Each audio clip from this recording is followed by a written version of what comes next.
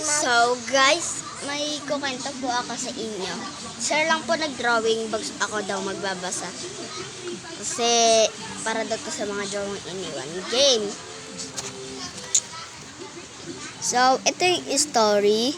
Sinulat niya. 3 papel lang ata to, no? Oh, yan. Ang ganda magsulat niya, no? Diba? So, umpisa na po natin yung story. Ako na magbabasa. So, etong babaeng ito, si Althea at Ruru ay magjowa. Si Althea ay may nakakilala si Alexis at nagkapusuan silang dalawa. Nagalit naman si Alexis at nagalit naman si Ruru. Sinabi ni Ruru, "Hoy, jowa ko yan ah." Sabi ni Alexis, "Bahala ka dyan." Sabi naman ni Althea, "I love you, Alexis."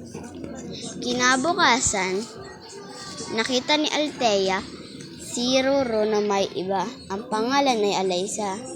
Sabi ni Althea, "Hoy, babae, tumigil ka nga dyan." Sabi ni Ruru, "Wag." Sabi ni Alyssa naman, "I love you, Ruru."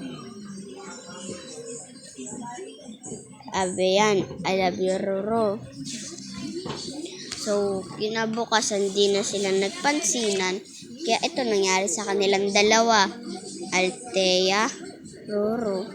Yan. Ayun ang pagkapat. So, wala na guys.